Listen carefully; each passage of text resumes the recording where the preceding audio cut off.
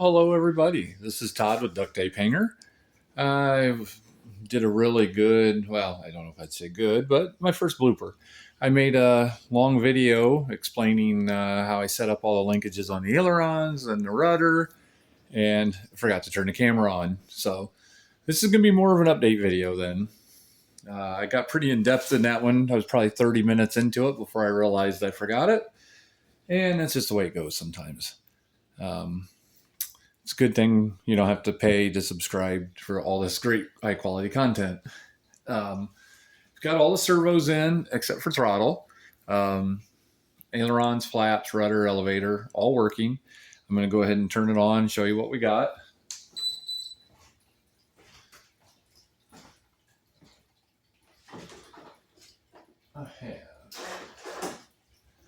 I run a JR-11X transmitter.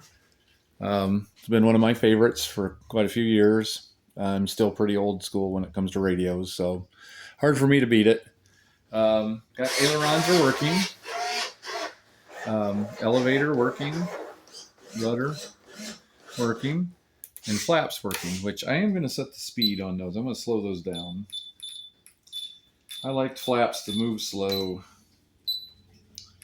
So let's go to that. And what I do here is I go in here, and I'm going to increase the speed up and down. And I usually go about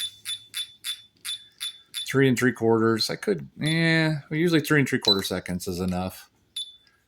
Same thing here. I just increase that up. Depending on your radio, I don't know where your settings and stuff are. A lot of these new fancy radios, way fancier than anything I got. Well, let's try that one. Go back to the main screen, see if this looks a little more smooth. Oh yeah, that looks better. I like that better. That looks good. That gives me a nice smooth up and down, won't cause any ballooning, at least not an instant balloon. It'll be smooth. Ailerons, I got a little bit of differential, the way the horns are set up, and I'll flip this over and get you a better look here. All right, this is what I ended up doing. I've got these, they're kind of a generic servo out here on the outside on ailerons. We've got high-tech standards in here on flaps, using all the horns that came from the factory. Nice little aluminum billet horns, nothing too fancy. Rudder, I ended up putting this horn on here on the rudder. I didn't have the one that came from the factory for this one. So I did that. So that was an old Top Flight or Great Plains. Hard to say where that one came from. I have a lot of stuff in boxes. Got a high-tech 605 on rudder. 635 or 645s on elevators. Those are over here. And those are, you can tell by the silver spray paint that's on them. They came out of who knows what. I got them in some deal somewhere. Say everything I do is used, just showing you guys that you don't have to buy all brand new stuff to fly a nice looking airplane and have good flight characteristics out of it. But flap over here and aileron over there come out pretty well. The plane's coming out pretty decent. It's got a big wing tube that goes in. I have a feeling these struts are not going to be very functional. They'll look good on there, but they really don't serve a major purpose of any sort. But we're making some pretty good progress on it. I'm pretty happy with the way it looks. I do have to set up this tail wheel, and I got to tighten it. That's obviously loose. I'm going to get these springs. I'm going to go to a hardware store, see if I can find a set of springs, small springs. I'll take that one with me, find a couple that's close, and we'll put those in there on the tail wheel. So that'll at least get that. I had a puncture hole here. I put a piece of tape, Gorilla clear tape over it and tried to smooth it out. Not real nice. I'll probably put a sticker over the top of that. I've got a bunch of stickers.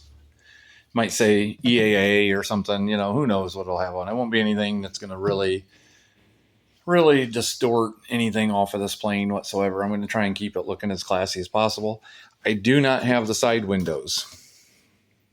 I'm either going to pick up a piece of Lexan and cut these out, Or I have some clear Monocoat, and I might just go around here and seal around the edges, and that way it still stays clear in the center and seal around, and that'll work good enough. I do have the windshield.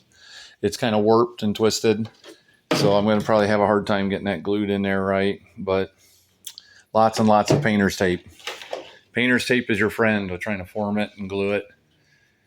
Use good canopy glue. Don't go cheap on that. There's some things you can't go completely budget on. But I'm pretty happy with the way it's set up.